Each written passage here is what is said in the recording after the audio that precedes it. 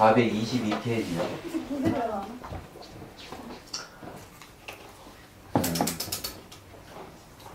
자, 위부터 할게요. 전문 시간에는 이제 그 문사수를 통해서 산마지에 들어가서 깨달음을 얻는 과정을 얘기를 했어요.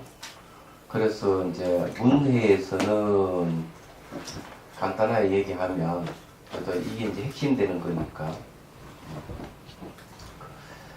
그 이제 문사수로부터 이제 산마에 들어가라 이런 이제 가르침을 듣고 이제 수행을 했는데 법문을 듣고 소리가 완전히 끊어진 상태까지 들어가는 건 이제 문회라고 그래요.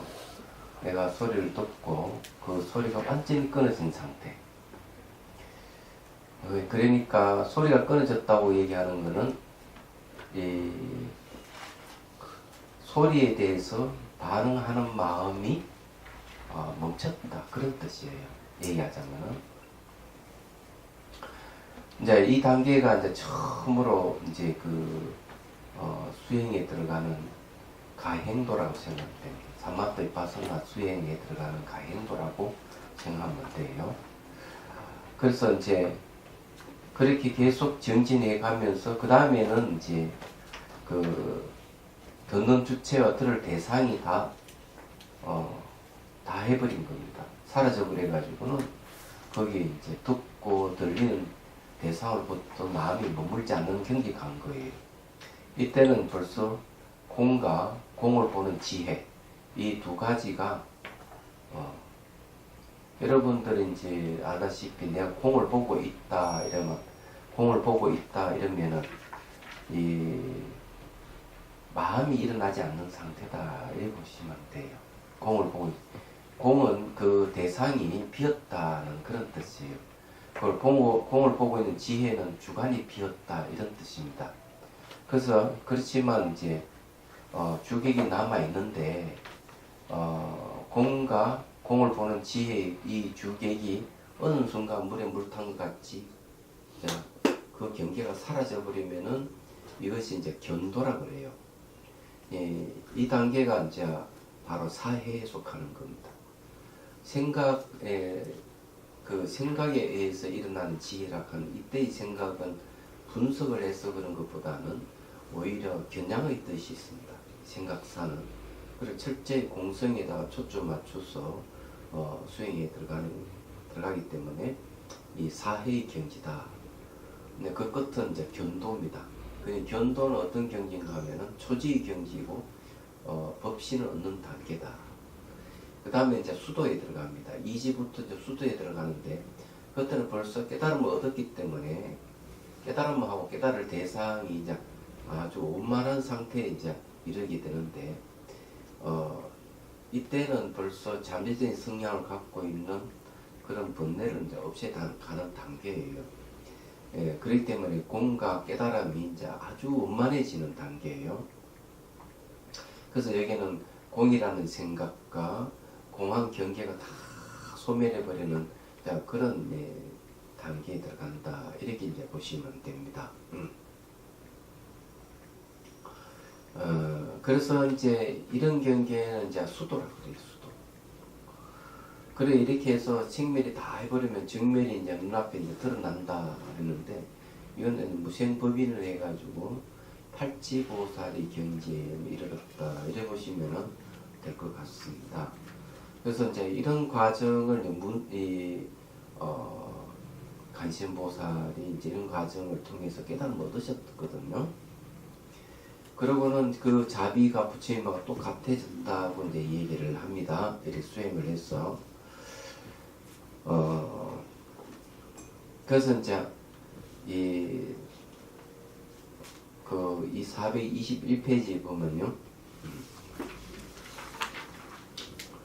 거기 이제 세존이시여 제가 가늠 열애께 공양함으로 인하여 그 열애께서 저에게 묘한 문수의 건강삼매 일러주심을 입어 부처님으로 더불어 자비 힘이 같아졌기에 저희 몸에 32영신을 이루어 국토에 들어갈 수 있었습니다. 이랬는데 거기에 보면 문훈, 문수라는 말을 쓰고 있어요.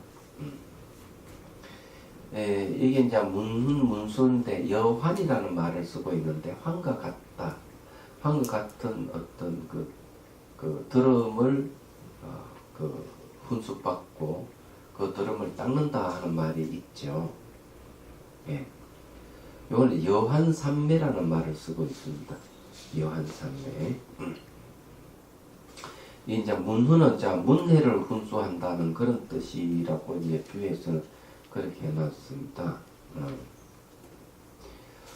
그래서 이제 문해를 훈수한다. 문해를 이제 그 훈수하고 닦는다. 이런 그걸 이제 문훈, 문수라는 말을 이제 쓰고 있습니다. 그래서 이걸 이제 금강산매라고 이제 얘기를 하고 있어요. 금강산매는 금강유정의 다른 이름으로 알고 있기 때문에 십지보살의 경지에 이르는 것을 얘기를 하지 않을까 이렇게 보는 겁니다.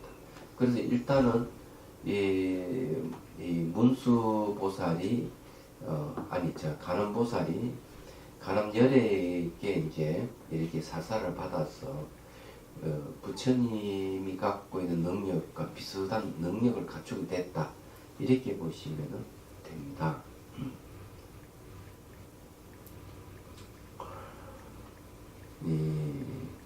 그리고 이제 이 자비라는 말을 쓰고 있는데 자비라고 하는 게 이제 자비심은 어디서 오느냐 하는 것을 이제 주에도 이제 얘기해 놨습니다.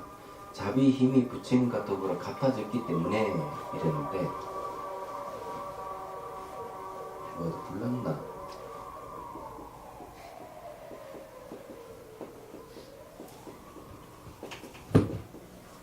자비는 이제 첫째는 중생의 고통. 예, 첫째는 중생의 고통이고요. 두 번째는 자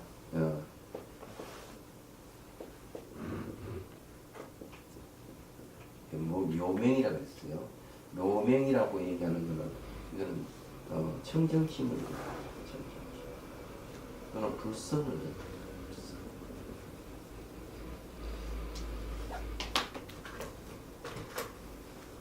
이 두 가지에 의해 가지고 자비가 이제 생긴다고 이제 이렇게 얘기를 하고 있습니다. 여러분 잘 알다시피 자비는 중생의 고통에서 나오는 게 자비심이에요. 그래서 이제 자비에 대한 이야기를 꼭 하려고 합니다. 그리고 자비는 어디서 이제 비롯됐느냐 이러면은 자비는 여기 뭐 두 가지를 얘기를 하고 있습니다만은 불교에서는 생명을 어떻게 보느냐 하는 게 참 중요해요. 불교에서는 생명을 어머니로 봐요. 불교는 생명은 어머니다. 그래서 어머니는 뭐냐면 생명을 낳는 존재예요. 얘기하자면. 그래서 이제 이 자비는 바로 어머니하고 이 등식이 같습니다. 어머니는 자비라는 그런 등식이에요. 그래서 이제 그 생명을 어머니로 보고 있다. 그런데 여러분들이 이해를 하셔야 돼요.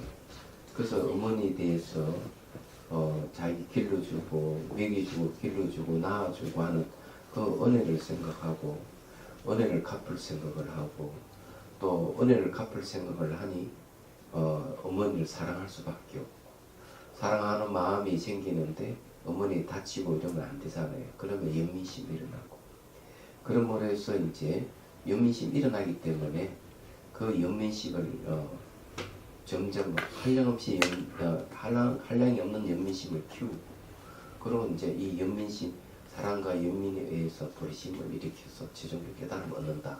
이게 이런 게 대성불교에서 그 깨달아가는 과정을 이제 얘기를 하고 있습니다. 그게 자비가 들어가는 거죠. 얘기하자면. 그런데 이제 그러면은 생명을 어머니로 보고 있는 것은 자비 측면이지만은 좀 더 깊이 들어가면 이제 뭐가 등장하는 건 바로 이 불성이 등장하게 돼요. 부처 성품이 등장하게 돼요. 그래서 마음, 이 생명의 근원, 생명의 기원은 마음에서 비롯된다는 게 불교에서 말하는 가르침이에요. 얘기하자면은. 그래서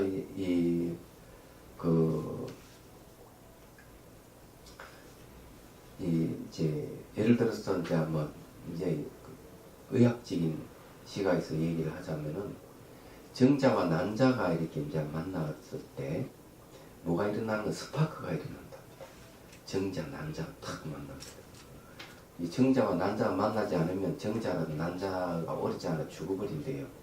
그냥 둘이 탁 만나게 되면은 이 아연 원자라는 게 이제 발생되는데 팍 만나는 순간 스파크가 팍 일어나면 빛이 확 일어난대.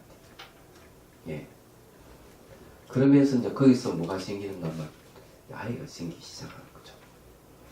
근데 이 아이가 생기는데 뭐 주도하는 게 누구냐 하면 바로 아타나식 마음이라는 거 얘기하잖아. 그래서 이제 아이가 이제 생겨 뱃속에서 5단계의 과정을 거쳐가지고 아이가 태어나는데 아이가 태어나가지고 성장하고 유지되는 것도 전부 다 이 아타나식이어야 한다. 그 나타나식이 뭔가 하면 바로 심층의식입니다. 비시한 의식이죠. 그래서 생명 근원을 이야기하고 생명 기원을 얘기할 때 마음을 빼놓고 얘기를 할 수가 없는 거예요. 얘기하자면 그런데도 불구하고 사회에서는 아직까지 이 마음이 생명이 관여하고 있다 하는 사실에 대해서는 전혀 이해가 없다는 거예요. 아직까지. 예. 다이윈의 진화론에 가도 그런 얘기가 없고요. 현대의 이제 그 뇌과학 측면에서라든지 생체의학의 분야에서도 아직 이 마음하고의 생명을 연결시켜서 얘기를 아직 하지 않고 있다는 겁니다. 그런 면에서 불교는 굉장히 첨단을 가고 있다. 언젠가 또 밝혀질 것이다. 미래를 보는 겁니다. 심지어 우주의 기원도 마음을 빼놓고 설명을 못한다는 걸 얘기합니다. 왜 그러냐면은 삼란마하성 우주 자체가 마음이 투영돼서 나타난 세계라고 기본적인 얘기합니다. 그래서 마음이 생기면 각가지 현상이 생기고 마음이 사라지면 각가지 현상이 사라진다. 마음이 생기면 우주가 생기고 마음이 사라지면 우주가 사라진다. 이게 능경에서 하는 얘기거든요. 그러면서 이제 그때 이런 것을 아주 세세하게 좀 얘기를 하면서 명상에 대해서도 강의를 할 생각을 합니다. 자, 이제 넘어갔어요. 일반인도 들리는 거. 세존이시여 만약 모든 보살이 삼마제에 들어 무르를 닦아 수송한 이해가 드러나 원만하기를 바란다면 저는 부처님의 인물로 나타나 그를 위하여 법을 설하여 그들에게 예탈을 얻게 하였습니다. 만약 더 배워야 할 유학들이 배움이 남아있다 하는 유학이고 배울 것이 없는 걸 무학이라고 해요. 무학은 보통 알아야 경지가 있는 줄 무학이라고 합니다. 유학들이 적정하고 묘명하여 수승한 묘리가 드러나 원만하기를 바란다면 저는 그들 앞에 독각의 몸으로 나타나서 그들을 위해 법을 설하여 그들에게 해탈을 얻게 하였습니다. 독각은 영각이라는 거하고 거의 같은 것을 얘기하는데 여기는 독각과 영각을 분리시켜가지고 얘기를 합니다. 독각이라고 얘기하는 건 스승 없이 깨달은 일은 독각입니다. 그건 홀로 독자 깨달을 각자거든요. 스스로 이제 이 세상의 이치를 이제 깨달았던 걸 얘기를 합니다. 간단하게 얘기하면 정도죠. 그래서 이 간신보살이 32영신을 나타낼 수 있는 것은 무사수를 통해서 삼마지에 들어서 깨달음을 얻었기 때문에 그리고 그것이 실력이 부처님과 비슷해졌기 때문에 가능하다는 거죠. 그 얘기를 좀 하고 있는 겁니다. 다음 영각입니다. 만약 여러 더 배워야 할 유학들이 12인연을 끊고 12인연이 끊어진 깨끗한 본성의 수성은 묘한 이치가 드러나 원만하기를 바란다면 저는 그들 앞에 영각의 몸으로 나타나서 그들을 위해 법을 설하여 그들에게 해탈을 얻게 하였습니다. 12연기라고 하는 것은 이제 윤회를 이제 12연기로 해서 이제 그 12개의 고리로 해서 우리는 윤회를 하게 되는데 12인연을 끊었다고 얘기하는 건 바로 윤회에서 벗어났다는 이야기입니다. 그럼 12연기 인연을 끊는다는 말은 뭔가 하면은 바로 환멸 연기를 이야기합니다. 환멸. 멸로 돌아가는 연기를 관에게서 12인을 끊어버린 것이죠. 그래서 이제 그들을 이제 해탈을 얻게 하였습니다. 그래서 영각이라는 연가는 12인연 연자를 얘기합니다.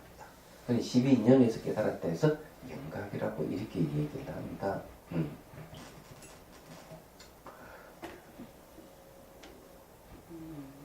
자, 그 다음에 이제 성문입니다. 만약 여러 더 배워야 할 유학들이 고지멸도 사성제와 공함을 얻고 도를 닦아 이 도라고 하는 건 팔정도를 닦아 정밀에 들어 수성한 본성이 드러나 온만하기를 바란다면 저는 그들 앞에 성문의 몸으로 나타나서 그들을 위해 법을 설하여 그들에게 해탈을 얻게 하였습니다. 성문은 소리 성자 들을 문자죠. 부처님이 사성제를 들어서 사성제 법문을 듣고 깨달았다 해서 성문이라고 합니다. 자, 이해가 되시죠? 무슨 말인지요? 네. 왜 성문이라고 왜 영각이라고 독각이라고 그런지를. 그 다음에 이제 입범 중에서 셋이 있네요. 만약 여러 중생들이 음욕의 마음을 밝게 깨달아 음욕의 번뇌를 범하지 않고 욕심으로 된 몸이 청정해지기를 바란다면 저는 그들 앞에서 범망의 몸으로 나타나 그들을 위하여 법을 설하여 그들에게 해탈을 얻도록 하였습니다. 자, 여기서 해탈이라고 하는 건 이제 음욕심에서 벗어나는 걸 얘기를 합니다. 그러니까요, 거기 274주를 보면 범천은 욕계를 벗어나 색계에 속하기 때문에 마음이 능히 명료한 밝게 깨달은 것이니 욕진을 범하지 아니하고 신근이 청정하면 그것이 태어날 수 있다. 이거는 색계를 얘기하네요. 이 범망은 이제 색계에 사는 이제 천신입니다. 그래서 이 음욕이라고 하는 음욕의 세계는 욕계에서 일어나는 겁니다. 욕계는 오용락이 있는 세계를 욕계라고 그럽니다. 그러면 색계는 물질이 청정한 세계인데 물질이 청정한 세계에는 이제 그중에 몸도 그 물질에 속합니다. 몸이 청정한 세계라 봐야 되겠죠. 그래서 이 세계는 그게 없어요. 음욕이 없습니다. 음욕이 없기 때문에 바로 이런 욕심을 댄 몸이 청정해지기를 바란다면은 간신보살 탁 나타나서 법을 설해서 그들에게 그걸 성취하게끔 해준다. 네, 이렇게 얘기를 하는 겁니다. 욕심으로부터 탐욕으로부터 이 해탈을 얘기합니다. 만약 모든 중생이 하늘의 주인이 되어서 여러 하늘을 통솔하고자 하면 저는 그들 앞에 제석의 몸으로 나타나 그들을 위해 법을 설하여 성취하게 하였습니다. 그래 이거는 이제 제석은 이제 도리천의 천왕이고 이 33천을 통솔한다 이렇게 되어 있습니다. 그리고 여기 성취하는 것은 욕계를 얘기합니다. 욕계 중에 도리천이 있는데 도리천에는 이제 바로 33천을 다스리는 제석천왕이 주석하고 있다. 이래 보시면 되겠습니다. 자, 만약 여러 중생의 욕심으로 된 몸이 자유자재하여 시방의 눈을이 되기를 바란다면 저는 그들 앞에 자재천의 몸으로 나타나서 그들을 위해 법을 설하여 그들에게 성취하게 하였습니다. 자재천은 주위에서 얘기한 대로 하자면요, 욕계 제일 위가 다 자재천입니다. 그래서 그 자재천의 천신의 몸을 갖고 싶다 이런 말 하면은 진짜 그들을 위해 같이 법을 설해준다는 거죠.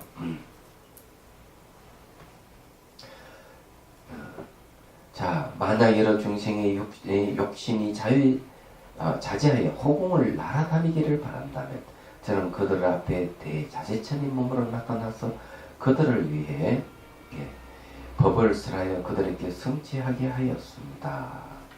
대자재천은 타워자재천은 욕계천의 이 구경으로 10선을 닦고 오를 수 있는 하늘이고 280주에 보면 나옵니다. 이곳 대자재천은 색구경천으로 10선과 선정의 힘으로 이룰 수 있는 하늘이다. 앞에 자재천이 자동차의 세계라면 이거 대자재처럼 비행기의 세계이다. 표현이 좋네.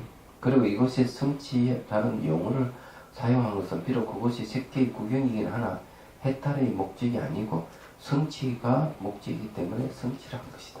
해탈이 아니고 성취가 목적이다 하는 거죠. 자, 여기 이제 이 내용들을 얘기하자면은 그런 거죠. 간신보살이 어떤 역할을 하는가 하면은 중생의 욕구에 따라서 원하는 대로 따라서 그 몸을 나타내 법을 설해주고 그 몸을 성취하게끔 해준다, 이런 뜻이에요. 우리가 이제 기도를 이제 하면은 뭐 간신보살이 막 기도를 하고 이러는데 우리는 별로 이 간신보살이 왜 그런 능력이 있는 데 대해서 별로 관심이 없잖아요. 그렇잖아요.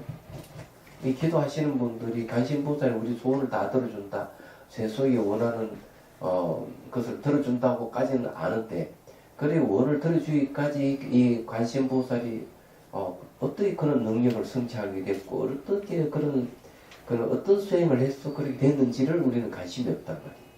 안 그래요? 근데 기도하는 사람들이 이 법문을 듣지 않고 기도하면은 이제 그런 문제가 생기는 거예요. 그래서 이제 이 부처님 법도 모르고 기도하는 사람은 사이비부자입니다. 사이비부자. 그 알아야 돼. 사이비입니다. 그래서 불자라고 할 수는 없고 근데 사이비불자예요. 잠정적으로 불자가 될 수 있는 사람들이지 불자를 하기는 곤란하다. 불자는 부처님 법이 부처님 입에 태어나는 자, 부처님 법을 상속한 상속자, 이게 불자예요. 근데 부처님 법을 모르는데 어떻게 부처님 입에서 태어났다는, 부처님 법을 상속한다는 이런 말을 할 수가 없거든요. 자, 이제 봅시다. 자, 그 다음에 이제 만약 여러 중생이 귀신을 통솔하여 국토를 구하기 좋아하면 저는 그들 앞에 하늘의 대장군이 몸으로 나타났어. 그를 위해 법을 설하여 그들에게 성취하게 하였습니다. 대장군이라고 했어요. 이게 왜 대장군이냐? 이것도 이제 뒤에 다 나옵니다. 일단 읽고 줄을 한번 보도록 하죠. 만약 여러 중생의 세계를 통솔하여 중생을 보호하기를 좋아하면 저는 그들 앞에 사천왕의 몸으로 나타나서 그를 위해 법을 설하여 그들에게 성취하게 하였습니다. 만약 모든 중생이 천궁에 태어나서 귀신 부리기를 좋아하면 저는 그들 앞에 사천왕국 태자의 몸으로 나타나서 그들을 위해 법을 설하여 그들에게 성취하게 하였습니다. 그 이파리 줄을 한번 보십시오. 282줄 위에서는 바로 통솔함을 듣고 여기에서는 신하로서 보필을 함을 듣는다. 대장군은 제석의 상장군이 되어서 귀신을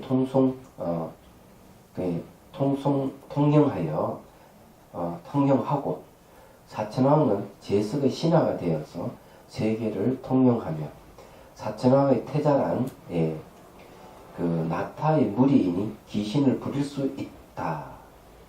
나타는 뭔가 북방의 비사문천왕의 태자로 불법을 소호하는 선신의 역할을 한다. 이렇게. 여기 내용 뭐 대장군, 사천왕, 태자 이런 건 다 그 신의 대자천, 그러니까 제석천군, 제석천. 네, 그죠? 제석천왕의 다 신하들입니다. 혹시 점집에 가면은 또 무당집에 가면 뭐 대장군 깃발을 걸어놓고 그런 게 있잖아요. 그죠? 아마 이런 걸 얘기하는 것 같아요. 그래서 불교에서 온 것 같아요. 그걸 보니까. 그리고 그네들이 대장군을 섬기고 막 이러는 거 보면 이때 대장군이라고 하는 이 신들의 왕 제석천왕의 그 상장군이 바로 대장군이라고 했는데요. 그 밑에 이제 제석천왕의 인드라 신이죠. 인드라 신의 신하로서 또 사천왕이 있고요. 사천왕의 그 사천왕의 태자라 하는 게 또 이렇게 있고 이렇게 되어 있네요. 인드라 신에 대한 얘기를 하나 하고 넘어가도록 하죠. 이 뭔 뜻인지 알았으면 넘어갑니다. 제석천왕이 이제 외출한 사이에 이 마구니가 이제 나타나가지고 제석천왕이 앉는 그 33천을 다스리는 신들의 왕이잖아요. 욕계의 왕인데 제석천왕이 없는 사이에 이 마구니와 자리 탁 차고 앉은 거예요. 그러니까 제석천왕의 신하들이, 인드라 신의 신하들이 또 군사들이 와가지고 그 마군을 쫓아내려고武力을 사용하면 할수록 이 마군이, 이 악마의 몸이 점점점 커지는 거예요. 그러니까 나중에는 큰 높은 큰 궁전이까지 머리가 닿게 되는 거예요. 곧 이제 궁전이 무너지게 됐어. 그래서 외출하다가 인드라 신이 듣고 왔더니 그러고 있거든. 그래서 여기서 한마디 딱 해. 안녕하십니까? 딱 인사를 하니까 제석천왕이 이 신들의 왕이 딱 인사를 하니 악마의 그 몸이 이렇게 수치가 딱 작아지는 거예요. 다 인사를 하니까. 그러니까 신하들은 얼른 그걸 알고는, 군사들도 그 이치를 알고는 이제 이 마군에게 그냥 절을 하면서 어깨도 주무르주고 다리도 만지고 발도 씻어주고 이랬더니만 점점 몸집이 작아지더니 싹 사라져 버렸다 하는 얘기예요. 이게 재밌는 이야기인데 잘 생각해 보면 우리 마음하고 똑같아. 자기 마음을 다스리는 데 있어가지고 잘 위로해주고 사랑한다 고맙다 이러고 하면 좋은데 막 화를 내고 이러면은 그 힘 받아가지고 그 불쾌한 감정이 점점 커져. 생각해 봐야지. 자, 426페이지 논문입니다. 만약 모든 중생이 사람 가운데 왕이 되기를 좋아하며 저는 그들 앞에 사람의 왕의 몸으로 나타나서 그들 위해 법을 설하여 그들에게 왕이 되게 하였습니다. 만약 모든 중생들이 가문의 맹주가 되어서 세상에서 추앙받기를 좋아하며 저는 그들 앞에 장자의 몸으로 나타나서 그들을 위해 법을 설하여 그들에게 장자의 그 가문의 맹주가 되게끔 하였습니다. 만약 모든 중생이 고상하고 우아한 말로 청정하게 살기를 좋아하며 저는 그들 앞에 그 사의 몸으로 나타나서 그들 위해 법을 설하여 그들에게 그 사의 몸을 성취하게 하였습니다. 그 사라카는 말은요, 우리는 보면은 남자를 그 사라 그러고 여자를 보살이라고 하는데 대만은 남자도 그 사, 여자도 그 사라고 합니다. 집에서 사는 집에서 그 하면서 불법을 신앙하는 이들은 남녀를 통틀어 다 그 사람. 우리나라에서는 이제 남자를 그 사람 그러고 여자를 보살이라고 이렇게 얘기를 합니다. 보살이라고 하는 칭호는 깨달은 중생이라는 뜻인데 보살에게 여자에게 왜 보살이라는 칭호를 할까 좀 생각해 봐야 돼요. 여러 가지 의미가 있는데 보살이라고 하는 말이 이제 보살로 바뀌었다 이런 말도 되고 또 그 보살은 또 자비로운 분이니까 여자하고 매치가 잘 됐어. 여신도를 보살이라는 칭호를 함으로써 보살되기를 바라는 마음에서 그렇게 불렀지 않을까 이런 생각도 듭니다. 자, 그 다음에 봅시다. 만약 모든 중생이 고상하고 우한 알고 했고요. 만약 모든 중생이 국도를 다스리되 나를 쪼개고 제도를 바로잡고자 하면 저는 그들 앞에 제상의 몸으로 나타나서 그들을 위해 법을 설하여 그들에게 제상의 몸을 성취하게 하였습니다. 만약 모든 중생이 술수로도 자신을 보호하며 거기에 살기를 좋아하면 저는 그들 앞에 바람문의 몸으로 나타나서 그들을 위해 복을 설하여 그들에게 바람문의 몸을 성취하게 하였습니다. 만약 어떤 남자가 배우기를 좋아해 출가하여 계율을 지니고자 하면 저는 그 앞에 비구의 몸으로 나타나서 그를 위해 법을 설하여 그에게 비구의 몸을 성취하게 하였습니다. 만약 어떤 여자가 회오기를 좋아해 출가의 계율을 지니고자 하면 나는 그녀 앞에 비구니 몸으로 나타나서 그녀를 위해 법을 설하여 그녀에게 비구니 몸을 성취하게 하였습니다. 그러니까 참 이 관세음보살 대단한 거죠. 32가지 몸을 나타내서 그에 맞게끔 중생을 다 구제한다는 거예요. 네. 만약 어떤 남자가 오기를 지니기를 좋아하면 저는 그 앞에 정신사의 몸으로 나타나서 그를 위해 법을 설하여 그에게 성취하게 하였습니다. 만약 어떤 여자가 오기를 지니고 그에게 살기를 바란다면 저는 그녀 앞에 정신녀의 몸으로 나타나서 그녀를 위해 법을 설하여 그녀에게 정신녀의 몸을 성취하게 하였습니다. 만약 어떤 여인이 집안을 다스려서 입신하고 가정과 나라를 다스리려고 하면 저는 그녀 앞에 여주인의 몸이나 국부인 혹은 명부나 대가의 몸으로 나타나서 그를 위해 법을 설하여 그녀에게 국부인이나 명부, 대가의 몸을 성취하게 하였습니다. 이 국부인은 요즘은 왕비입니다. 왕비. 왕비가 되고자 하는 그런 소원을 세우고 있다면 관심보살이 그 원을 들어준다는 거죠. 요청만 하면. 수행 안 해도요? 예, 수행하고 관계없이. 정말요? 예. 감사합니다. 예, 원을 세워서 관심보살에게 이렇게 기도하면은 관심보살이 그를 들어준다고 이렇게 얘기하고 있습니다. 만약 어떤 중생이 난근을 들이펴지 않으려고 하면 저는 그 앞에 동남의 몸으로 나타나서 그를 위해 법을 설하여 그에게 동남 몸을 성취하게 하였습니다. 동남은 말이죠. 여자를 가까이 하지 않는 몸을 이야기합니다. 그래서 난근을 더럽히지 않는다. 난근이라고 하는 생식기를 얘기하는 거죠. 만약 어떤 처녀가 전의 몸으로 있기를 좋아하여 난폭한 침략을 당하지 않으려고 하면 저는 그녀 앞에 동료의 몸으로 나타나서 그녀를 위해 법을 설하여 그녀에게 동료의 몸을 성취하게 하였습니다. 왜냐하면 결혼하지 않고 혼자 살기를 바라는 여자는 바로 이 동료. 남자도 결혼하지 않고 그냥 총각으로 살고 싶으면 그를 원하면 들어준다는데. 그런데 왜 이제 난근, 여근 하면서 난폭한 침략이니 더럽힌다는 이런 말을 왜 하는지는 여러분 아세요? 그걸 아셔야 돼요. 이게 이제 윤회를 한다고 생각하면 반드시 윤회를 하려고 그러면은 어머니 자궁이 바로 윤회의 통로예요. 자궁에서 태어나야 돼요.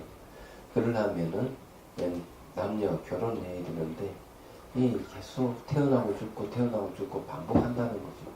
굉장히 괴로운 일이에요. 얘기하자면. 그래서 이제 이런 동남 동녀를 얘기하는 것은 바로 그런 것을 이제 윤회에서 벗어나기 위한 하나의 방법이 아니겠나 이런 생각이죠. 습을 들이는 거죠. 얘기하자면은 그 남녀가 좋아하는 것을 좋아하지 않음으로 해서 그에 대해서 이제 출리심, 염리심이라고 합니다. 염리라고 하는 것은 싫어할 염자에 분할 진짜 그런 마음을 일으키기 위해서 그러지 않나 이렇게 저는 추측을 합니다. 얘기하자면. 자, 그 다음에 만약 어떤 천신들이 그 천신의 무리에서 벗어나고자 하면 저는 그들 앞에 천신의 몸으로 나타나서 그들을 위해 법을 설하여 그들에게 천신의 무리에서 벗어나게 성취하게 하였습니다. 만약 어떤 용들이 용의 무리, 용은 축생인데도 뛰어난 능력을 가지고 있죠. 용의 무리에서 벗어나고자 하면 저는 그들 앞에 용의 몸으로 나타나서 그들을 위해 법을 설하여 그들에게 성취하게 하였습니다. 만약 어떤 야차들이 그 야차의 무리에서 풀어나오고자 하면 저는 그들 앞에 야차의 몸으로 나타나서 그들을 위해 법을 설하여 그들에게 성취하게 하였습니다. 야차는 사람을 잡아먹죠. 예. 무서운 귀신입니다. 그 법구경 이야기 책에도 보면 그런 이야기가 있어요. 어느 스님이 이제 열심히 수행하다가 속퇴를 했습니다. 결혼해서 이제 아이가 태어나니까 아이를 안고 자기 친구 스님한테 가서 이 아이에게 축복을 좀 주라 하니까 스님이 유심히 아이를 살펴보더라고. 이 아이는 7일 후에 곧 죽게 될 것이다. 그럼 어떻게 방도가 없느냐 하니까 나는 이 그 방도를 제시 줄 수 있는 능력이 없다. 그래서 부처님에게 한번 청해보라. 그리고 아이를 안고 이제 부처님께 가서 얘기하니 부처님께서 하시는 말씀이 7일 동안에 경전을 독송을 하는 스님들 초청해서 경전 독송을 하십시오. 이제 이렇게 이제 내립니다. 그러면 그때 경전이 누구나 스님들이 경전이에요. 스님들이 법문을 다 부처님 법문을 외우고 있으니까. 그래서 이제 집 앞에다가 천막을 쳐놓고 그래서 많은 스님들을 이제 모시고 7일 동안 경전 독송을 하는 거죠. 독송을 하는데 진짜 그 하는 시작하는 날에 이 아이 원수 그 아이 원수가 이제 나찰이 나타나서 이제 복수하기 위해서 나오는 거예요. 애를 잡아가려고 온 거지. 그럼 문 앞에 딱 도착해 보니까 자기보다 훨씬 힘센 천신들이 계속 하늘에서 내려오는 거예요. 왜? 부처님 법문을 듣기 위해서 내려오는 거예요. 법문을 듣기 위해서 내려와가 자리를 참석하다 보니까 자기는 힘이 밀려가지고 약 40리 밖까지 밀려버리는 거예요. 그런 엄청난 천신들이 내려와서 그 법회에 좀 동참해서 법문을 듣고 있었던 거죠. 그 뒷자리에 앉아 법문 듣다가 깨우침을 얻어가지고 아이에게 복수하는 마음을 접었다는 얘기예요. 그 7일이 되니까 부처님이 오셔가지고 아이 머리를 쓰다듬어 주면서 오래 살아라 하고 축복을 주는 얘기입니다. 그렇게 오래 사는 것도 이제 좀 뭐 사고라도 이런 것이 없으면 오래 살 것이다 이렇게 얘기를 하는데 머리를 쓰다듬어 축복해 주는 거. 이 수기가 아니에요. 축복이에요. 그 이제 야차 얘기하니까 생각나서 하는 얘기입니다. 그래서 이 법문이 굉장히 참 중요해요. 그 보리심이라는 할머니가 계시면 아마 돌아가셨을 거라 봅니다. 이분 이야기 들어보면은 어느 처녀가 그냥 귀신이 들려가지고 그냥 난리를 치니까 사람들이 어찌할지 모르니까 할머니가 와가지고 처녀를 잡아가지고 기둥에 묶었어요. 날뛰지 못하게 묶어놓고 반야신경을 한 3번 정도 외웠더니만 그만 그 처녀가 정신이 팍 들어오더라고요. 이 법문이 굉장한 거예요. 예. 그래 여러분들이 혹시 뭐 조금 귀신이 들렸다, 혹시 그런 그 영가가 들어왔다 이런 생각이 들고 그런 사람이 있으면은 이런 방법 일러주십시오. 반야신경이 참 좋습니다. 그 성묘가 갔어요. 네. 그 반야신경을 외워드렸거든요. 네. 그러니까 그냥 저는 뭐 그런 건 모르지만 그냥 뭐 안녕하셨습니까 할 수도 없고 저희 왔습니다 그러고는 뭐 좀 그렇더라고요. 그래서 제가 반야신경을 독송하겠습니다 그러고 했는데 괜찮은 거예요. 예? 독송을 독송을 했었는데 완전히 이생의 인연을 끊고 저게 초도하시라고 그랬어요. 초도. 육도에서 완전 벗어나라 했지. 초는 벗어나라 초자. 네. 육도에서 벗어나라. 저도. 예, 줄이면 초도가 됩니다. 네. 고맙습니다. 예. 저번에 4월달쯤 제가 여쭤봤잖아요. 아가씨 25살짜리가. 예. 그래서 그 방학동 그 절에서 만났는데 애가 손도 막 계속 털고 콩콩콩 뛰고 막 난리더라고 애가. 예. 눈동자도 그냥 빙빙 돌아가고. 예. 근데 스님이 신들리기 아니네. 그냥 그건 아닌 것 같고 그냥 1년 동안 내가 기도해 줄게. 그냥 법당에 올라가서 너 천수경 한번 읽어볼래? 이러고. 그래서 저도 같이 가서 읽었어요. 그렇게 콩콩 뛰던 애가 천수경을 읽을 때 끝날 때까지 꼼짝도 안 하고 그걸 다 읽는 거예요. 그날 이후로 괜찮았대요. 이제. 어머머머. 집에서 천수경을 계속 읽으라 그랬어. 근데 조금 좋아지니까 그냥 또 둔 거야. 그랬더니 또 20일 전에 전화가 왔어요. 또 시작했다고. 대산에 뭐 촬영 갔다가 그 뭐 코디를 그 뭐지 탤런트 코디로 일을 하고 있는데 대산에 밤에 일을 하다 보니까 또 막 눈이 돌아가고 난리가 나는 거예요. 그래서 그건 또 읽어야지. 시켜야 돼. 자꾸 읽어야지 뭐. 네. 네. 그러니까 불교 방송에 뭐 이제 연불 나오면 자기도 모르게 이렇게 돌아간대. 어머. 허가. 선생님. 그러면 그 안에 신이 그 어떤 불교 공부를 한 그런 신이 들어온 게 아니야? 네. 구경 시식을 하라고 했어요. 구경 시식. 근데 구별수 씨도요, 님들한테 세 분한 떨어져 하나 안 붙을 수도 있대요. 못 떨어질 수도 있어요. 1년 만에 그렇게 된 거예요. 네. 1년 구경 만에 시식을 하고 응. 하시는 분이 기율을 잘 지키시는 분, 법을 잘 아시는 분을 법사로 하면 효과가 있고 한 번에 안 되면 두 번, 세 번 얘기도 하고 그러기 좋고 만일에 이제 그런 거 이제 경경 독송이라든지 이런 걸 좋아하면 그걸 계속 읽게끔 그렇게 하고 하는 게 좋죠. 예.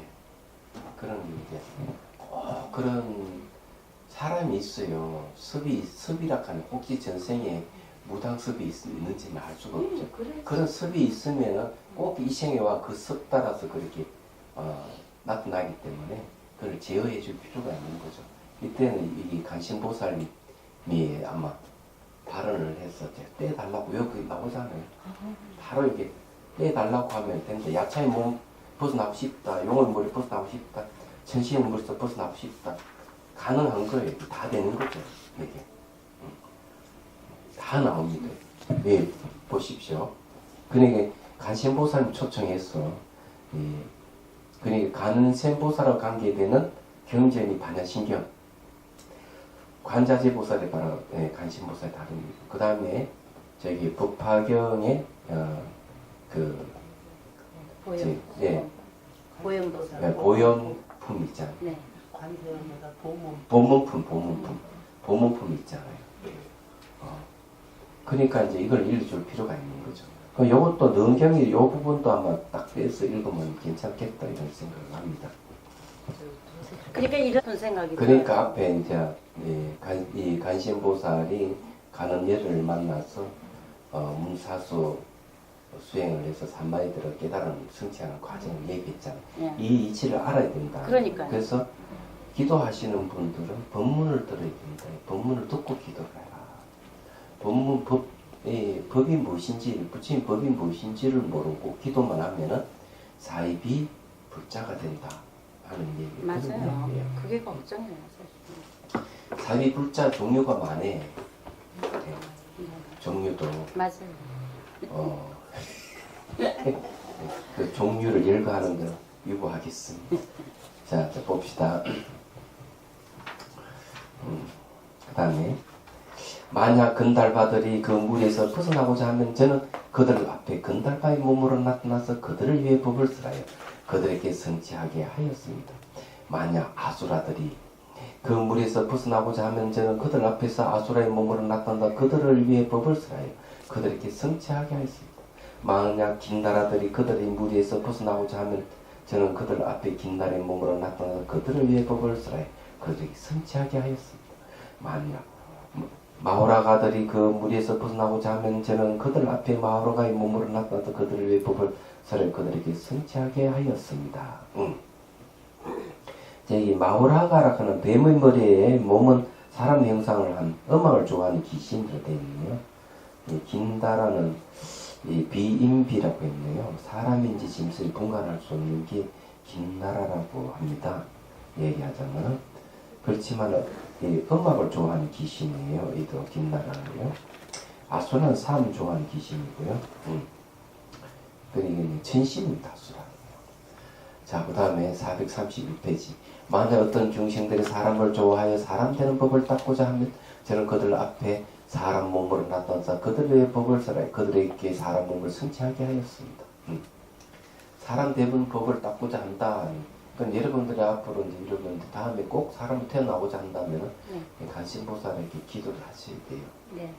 만약 사람이 아닌 유형, 무형과 유상, 무상의 중생들이 그 물에서 벗어나고자 하면 저는 그들 앞에 그들의 모습으로 나타나서 그들을 위해 법을 쓰라. 그들에게 성취하게 하였습니다. 자, 이거는 이제 그 302주를 보면요. 이상은 청룡 팔부동의 무리들을 든 것이다. 여섯 본부의 지옥 악의 축생에 들어가지 아니한 것은 이 무리들이 유언에 잠겼어. 유언을 가지고 어두운 곳에 잠겨서 아직 법을 들을 수 없고 무예력을 베풀어야 하는 일을 발치할 수 있기 때문이다. 네. 그러니까 이게 이 말은 뭔가 하면요, 그 지옥 악의 축생들은 이 지옥에 빠져 있다 보니까 이 법을 들을 수 있는 그런 환경이 아니라는 거예요. 오히려 그 두려움이 없는 힘을 가지고 있는 사람들이 그런 또 경지 이르는 보살이나 부처님께서 이렇게 베풀어야만 비로소 그네들을 구제 가능하다, 이렇게 얘기를 합니다. 여기서. 이게 이제 그 형상이 있거나 없는 거, 상이 있거나 생각이 있거나 생각이 없는 중생들이 많이 있죠. 예. 그걸 얘기하는데, 여기는 이제 뭐 여러 가지가 있어요. 자, 그 다음에 이제 봅시다. 결론적인 이것을 이름하여 묘하게 깨끗한 32형신으로 32가지 응하는 몸으로 국토에 들어간 몸이다 한다니, 모두가 삼매인 무는 문수의 무작 묘력으로서 지음이 없는 묘한 힘으로서 자세하게 성취한 것입니다. 근데 간신보살이 이렇게 할 수 있는 것은 전부 다 그런 그 수행을 통해 가지고 이 문사수 수행을 통해서 이 힘을 얻어서 이렇게 할 수가 있다 하는 걸 얘기합니다. 문수라는 말이 이제 그런 얘기인데, 거기엔 304주에 보면은 그 자체를 같은 종류로서 보았으나 마음에 애욕과 사견을 끌기 때문에 이름이 묘하게 깨끗한 묘정이요, 집착이 없는 지혜를 의지한, 집착이 없다는 무작이죠. 없는 지혜를 얻어서 대신용을 일으키기 때문에 이름하여 묘한 힘이요, 무장무의이지만 연을 따라 널리 응하기에 이름이 자제성취이다, 이렇게 이제 풀이를 말해요. 그래서 쉽게 얘기하면 이런 능력이 생기는 건 수행력에 의해서 생기는 대신용이라고 하는 건 요즘 말 기적을 행사하는 힘을 얘기합니다.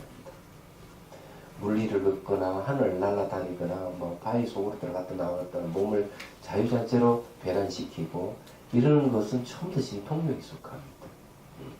대단한 거죠. 관심보살은 이것을 성취했다는 얘기예요. 관세음보살의 그 몸을 나타내는 여러 가지가 있는데, 군위에 거기 이제 지보사라는 절이 있어요. 보물을 많이 가지고 있는 절이다 했어.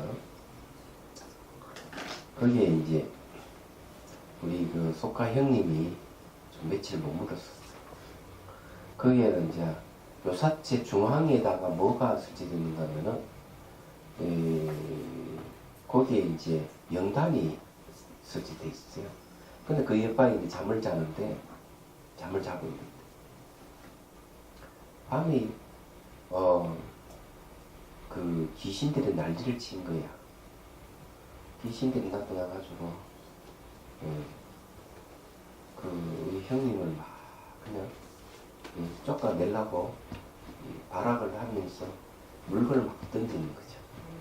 물건을 던지니까 겁이 덜컥 나는 거예요. 그러니까 가시보살이 막 불러, 꿈속에서.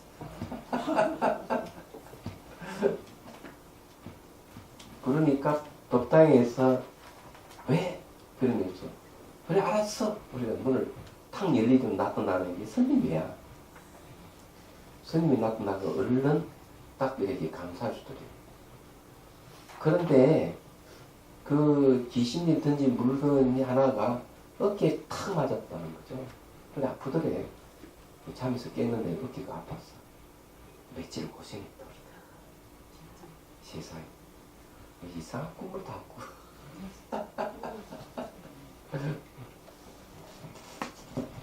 선생님, 저도 옛날에 그 여기 오기 전에 이렇게 수행이라고 해야 되나? 하여튼 그 스님께서 이제 그 저그 신비나무 대단에 기도를 하라더라고요. 네. 했는데 앉아서 하다 보니까 이 초상화 같은 사진이 이렇게 지나가는데 이 위에 있는 사람이고 밑에는 동물이고 막 이런 게 여러 가지 지나가고 있으니까 얘기했더니 그냥 그럴 수도 있어 그러더라고요. 그리고 저번에 자기가 제가 처음에 갔을 때 아침에 정선한다고 6시인가 이렇게 나오는데 그때 또 눈 감으니까 이렇게 그런 게 싹 지나가는 거예요. 근데 그 후로는 그게 이제 안 보여요. 근데 그때 누구지? 그 거사님이 스님한테 말씀을 해보라고 했는데 제가 안 했는데 어떤 분이 이렇게 귀신이래요. 무슨 또 마음에 저장된 정보에 지나지 않는 거지. 뭘 귀신을. 제가 그 신랑한테도 얘기했거든요. 이상하게 눈 감으면 사람도 아니고 동물도 아니게 이렇게 막 영상으로 지나간다고. 왜 그냥 그거 하는데 지금은 그게 없어요. 사람들 자전거도 신앙대로. 그래 그거는 본인이 갖고 있는 정보야. 예, 뭐 그런 그림을 봤거나 뭐 그런 영화를 봤거나 뭐 그게 저장돼 있다가 그런 식으로 나타나기도 하고. 그런 거는 귀신하고 아무 관계 없죠. 진짜 눈 돌아가고 막 불쩍 뛰고 이래야만이 진짜다 이래버려. 인비도 아닌 것이 나오니까. 이거는 이제 그런 식으로 나타나는 게 아니기 때문에 그건 아무 관계가 없어. 그도 선사를 갔었기 때문에 그게 싹 씻긴 거야. 마당에서 그림들은 이렇게 없어져서 그리고 제가 무서운 공부도 많이 없어졌어요. 열심히 공부했잖아. 자, 그 다음에 432페이지. 이제 여기서 이제 그 경지에 대한 얘기 나오니까 잘 들어야 돼요.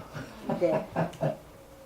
세존시여 저는 또 이 문훈, 문수, 건강, 삼매의 무장 묘력을 수행하여 여러 시방 3세 6도의 일체 중생과 함께 슬퍼하고 부처님을 갈망함이 같기 때문에 여러 중생들에게 제 몸과 마음에서 14종의 무의 공덕을 얻게 하였습니다. 자, 이게 두려움이 없는 공덕을 얻게 하였다 했습니다. 거기 306주에 보십시오. 내가 스스로 음성을 따르지 아니함으로 말미암아 너가 고통에 섭었으나도 내가 지견을 돌이킴으로 말미암아 너가 불에 타지 아니할 것이므로 이렇게 이제 얘기한 것을 이제 얘기한다는 거예요. 무의 공덕을 얘기했는데 그런 걸 얘기하는데 자 공덕이라 하는 말은 무슨 말인가 하면요. 공덕이란 말부터 우리가 알아야 되겠죠. 공덕은 이제 수승한 결과를 가져올 수 있는 수승한 원인. 그러니까 결과를 낼 수 있는 원인을 얘기합니다. 그러니까 어떤 결과를 가져올 수 있는 원인이냐? 나에게 아주 좋은 결과를 가져올 수 있는 원인이 다 공덕이에요. 그럼 여기는 무의 공덕이란 말을 쓰고 있는 무의 공덕. 무의 공덕이란 말을 쓰기 때문에 이것은 뭘 얘기하는가 하면은 간시행보살이 이 14가지 걸림없는 공덕을 성취했기 때문에 그것이 원인이 돼서 중생을 성취케 하는 결과를 가져온다 이런 뜻이에요. 그런 겁니다. 그러면 여기서 어떻게 해서 그러면은 어떤 경지가 있어서 그런지를 살펴볼 필요가 있습니다. 자 봅시다. 첫째는 제가 스스로 음성을 따르지 않고 관하는 것을 돌이켜 관하여 원통을 얻었기 때문에 자, 이 소리를 따르지 않는다 하는 것은 중생들처럼 소리에 집착하지 않는다는 뜻이다. 이게 주위에서 얘기하였습니다. 첫째 제가 스스로 음성을 따르지 않고 자기 음성을 안 따른다 이 말이에요. 자, 여러분들은 어떻게 이제 삶입니까? 소리에 굉장히 집착을 많이 하죠. 사실은. 그럼 무슨 소리가 누가 무슨 소리가 들렸다 이러면 뭐 올라옵니다. 감정이 쫙 이런 걸 소리 따른다 하는 겁니다. 근데 이제 간신보살은 절대로 그런 소리에 따르지 않는다는 거예요. 예. 그래서 이제 따르지 않는 게 뭔가 하면 사이 관하는 거죠. 예.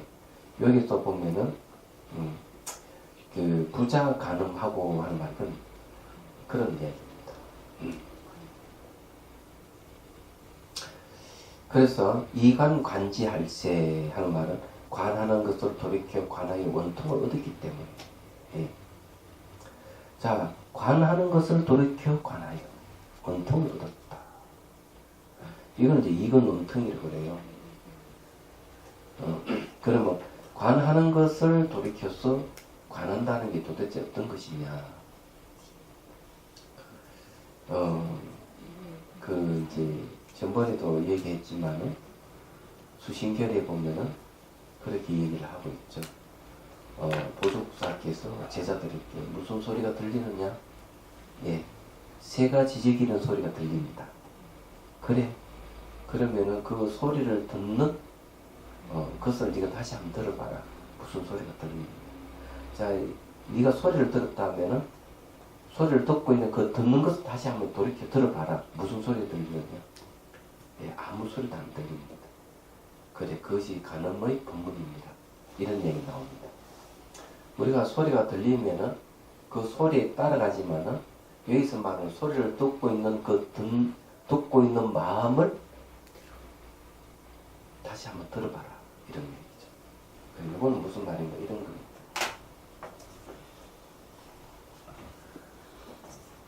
원리를 설명해 드릴게요. 우리가 그 앞에 보현보살에 대한 얘기 앞에 잠깐 나왔는데, 보현보살은 그런 거죠. 마음으로 듣는다. 이런 말이에요. 마음으로. 중생들의 그 고통을 마음으로 들어서 자기가 해결해 준다. 이런 말이 보현보살 이런 얘기예요. 야, 그와 관계되는 것들입니다. 여기 기에는 뭐가 있는가 하면은 달팽이 간이 있어요. 거기에 저주파와 고주파를 들을 수 있는 달팽이 간이 있습니다. 거기 있어야만 소리를 인식을 해요. 근데 만일에 달팽이 간이 고장이 났으면은 소리를 들을 수 없죠.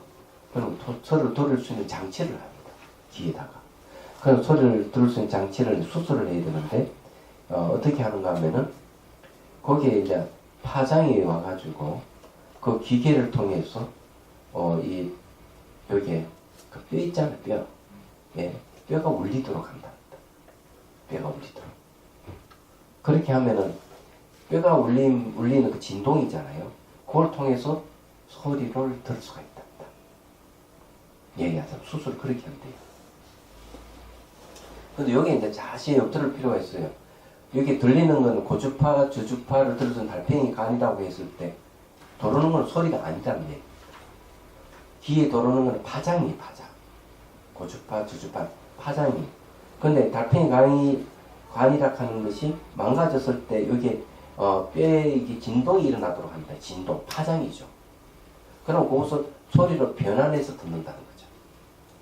그럼 변환해서 듣는 게 뭔가 하면 마음이 하는 거예요. 파장을 마음이 소리로 변환시키는 거죠. 그 이야기는. 그래서 이제 과학자들 똑같은 얘기를 하는 거죠. 파장이 눈으로 들어오면 모양, 색깔, 코로 들어오면 냄새, 귀로 들어오면 소리를 인식한다. 이제 이렇게 얘기를 하는 겁니다. 그러면은 중생들이 생각을 하면은 마음으로 듣는다 했을 때 중생들의 생각이 일어나면은 머리는 어떤 게 생긴 줄 아세요? 네? 머리에 뭐가 생긴 줄 알아요? 생각을 하게 되면 뭐가 생깁니까? 그 뭐지 스냅스가 생기는 거 아니에요? 예? 스냅스가 생기는 거 아니에요? 이미지. 아니, 뇌파가 생깁니다. 그래지, 뇌파. 그래 이게 전달이 되잖아요. 예. 스냅스가 스냅스 있어요. 작용하면서 뇌파를 발생하죠. 뇌파. 네. 뭐 베다파니, 시다파니, 파베타, 엄마. 예, 감마파니 이런 뇌파가 있잖아요. 뇌파는 뭡니까? 파장이잖아요. 가장. 그러면 중생들의 생각이 일어나면 파장을 마음으로 딱 넣는 거죠. 얘기하자면. 그래서 중생의 마음을 딱 알고 그걸 따라서 중생 구제하는 거예요. 이게 이제 보현보살이 하는 겁니다. 그럼 간신보살은 그러면 똑같이 간신보살 그것도 한다고 봐야 되겠죠. 그럼 일단 기가 있다 그죠.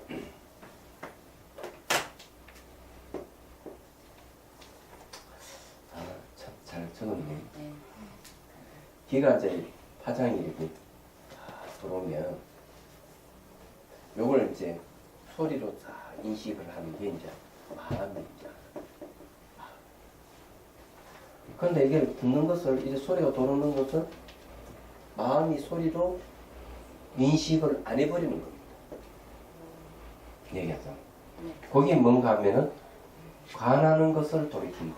요 소리를 관하는 걸 딱 돌이켜가지고 소리를 인식을 안 해버리는 거예요. 그건 뭘 인식하느냐? 마음이 소리를 인식하는 걸 멈추고 도리어 듣는 마음을 관하는 거예요. 자, 여기 이제 관하는 게 하나 더 있어요. 하나가 소리를 관하는 거잖아요. 소리를 이제 마음이 관한다. 요 소리를 마음이 소리를 관하는 게 하나 있어요. 그러면 요걸 돌이켜가지고 요걸 관하는 게 아니고 요 마음을 관하는 거죠. 소리를 듣는 마음을 관한다. 그래서 여기서 관을 돌이켜서 관하여 원통을 얻었다. 이런 말을 합니다. 그럼 이해가 되죠? 네. 다른 이유가 있는 게 소리를 딱 듣는 게 아니고 소리를 듣는 그 마음을 다시 한번 들어보는 거죠. 그러면 이때의 마음은 뭡니까? 파장입니다. 얘기하자면 마음의 파장이, 듣는 것도 마음의 파장이에요.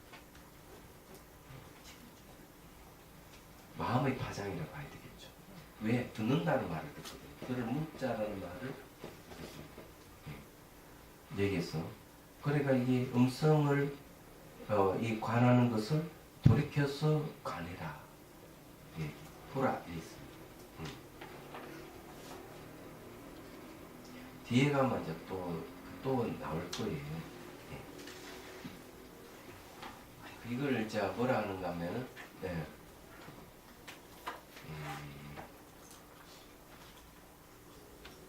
그걸 돌이켜서 무슨 반문 문자성이라고 합니다. 기억났어요. 듣는 것을 돌이켜서 뭘 듣느냐? 자성을 듣는다. 듣는 것을 돌이켜서 자성을 듣는다. 들을 묻혀서 자성. 그래서 이 관하는 걸 돌이켜서 관한다 하는 말, 똑같은 말. 이게 이제 여기서 말하는 게 중요한 수행법입니다. 그러면은 여러분들이 이제 이걸 근거로 해서 연불을 할 때도 연불 소리를 듣다가 연불을 듣고 있는 마음을 볼 줄 알아야 된다. 말하자면. 그러면은 여러분들이 어디 들어가느냐? 산마지에 들어갈 수가 있다. 듣는 소리를 듣는 마음을 본다. 라는 겁니다. 그러면은 소리가 멈춰집니다. 근데 이걸 왜 이렇게 해야 되느냐 하는 이유가 있어요. 이유. 마음이 일어나면 갖가지 현상들이 생기고 마음이 사라지면 모든 것이 사라집니다. 그러면 마음에서 나타난 세계는 다 환영이라는 얘기죠. 얘기하자면. 그건 환에서 벗어나는 방법이에요. 마음을 쉬는 방법이에요. 이게 마음을 쉬는 방법이다. 이 방법. 이게 굉장한 방법이에요. 이 원리를 여러분들 잘 알면은 누가 무슨 말하고 이럴 때 내가 어떻게 대처해야 되는지를 알 수가 있는 거죠. 누가 비난하고 뭘 이러면은 그 사람의 소리를 듣고 반응하는 게 아니고 소리를 듣고 반응하는 내 감정을 맛보는 거죠. 얘기하자. 일종의 알아차림이죠. 예, 이 수행입니다. 네. 예. 오늘 여기까지 하죠. 네. 질문 있으면 하십시오. 열성제는 출세가 있는 게 예? 뭐예요? 열성제는 출세가 있는 게 뭐예요? 출생? 열성제. 멸성제는 네. 고통과 고통의 원인이 소멸했다가 멸성제라고 해요. 아, 그게 그건 열성자고. 고성제하고 도성제하고 출세가 있는데요. 아니지. 아니. 고성제하고 집성제는 세간을 얘기하고 멸성제하고 도성제는 출세간을 얘기하고. 고진멸도가 없다는 얘기는 고지멸도가 없다고 얘기하는 것은 선정이 들어갔을 때 고지멸도라 하는 것도 역시 실체가 없는 것이라는 걸 얘기하는 거예요. 예. 그건 반전신경이 나오죠. 예. 좀 오래 이제 산길을 걷잖아요. 예. 걸으면서 이제 스님한테 배운 거를 제가 이제 접목시켜 보면서 예. 했거든요. 예. 그러니까 뭐 이렇게 보려고 안 하고 들으려고 안 하고 생각 안 하고 그렇게 그러니까 무심히 이제 이렇게 좀 가는 게 되게 많아지잖아요. 근데 한편으로는 이게 맞는 건가? 제가 이제 많이 안 했으니까 그런 생각도 드는데 그렇게 하고 가서 이제 가만히 앉아 있으니까 집중은 잘 되는데 갑자기 순간 제가 안에서 그 눈동자 있잖아요.